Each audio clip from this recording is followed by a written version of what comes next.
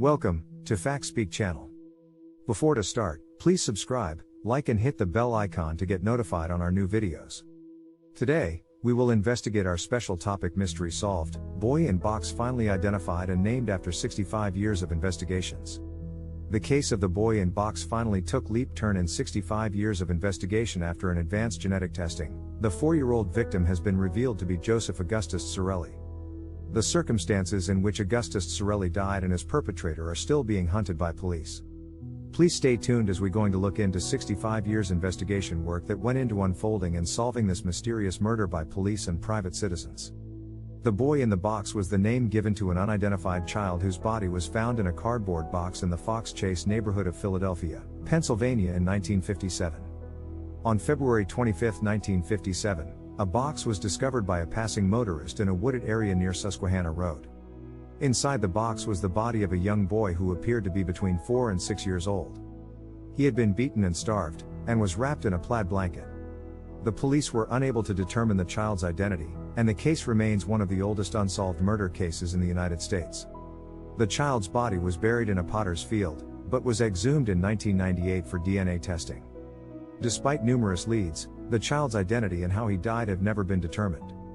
The police have received thousands of tips and leads over the years, but none have led to the identification of the child or the perpetrator of the crime. The case has been reopened several times over the years, but remains unsolved. The police have received several tips and leads over the years, but none have led to the identification of the child or the perpetrator of the crime. In recent years, the case has been reopened several times, and new forensic technology has been used to try and identify the child and find his killer, but to this date, the case remains unsolved. There have been several theories proposed over the years in an attempt to explain the boy in the box case. Some believe that the child was a victim of a baby farm or a legal adoption ring. Others believe that he was the victim of a family member or a babysitter. Some theories suggest that the child was from out of state, possibly from the New York City area, and that he was brought to Philadelphia by his abductor. The police have received thousands of leads and tips over the years, but none have led to the identification of the child or the perpetrator of the crime. The case has been reopened several times, and new forensic technology has been used to try and identify the child and find his killer, but to this date, the case remains unsolved. The case has been the subject of several books and documentaries, and it continues to capture the public's imagination. The National Center for Missing and Exploited Children has issued an age-progressed composite of what the boy may have looked like in adulthood. In recent years, new forensic technology and DNA analysis has been used to try and identify the child and find his killer, but to this date, the case remains unsolved.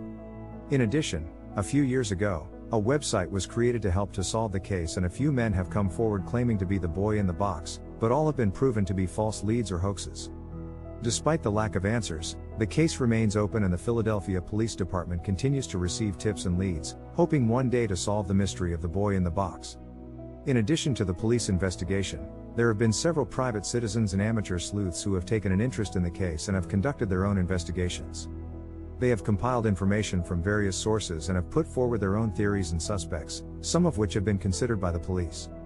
The boy in the box case has also been the subject of several books, articles and documentaries, which have helped to keep the case in the public consciousness. Some of these have examined the case in detail, including the evidence and the various theories that have been proposed. Despite the efforts of the police and amateur investigators, the case remains unsolved and the identity of the child and the person or persons responsible for his murder remain a mystery. The case continues to be investigated by the Philadelphia Police Department and the National Center for Missing and Exploited Children, who are still hoping to solve the case and bring closure to the child's family and loved ones.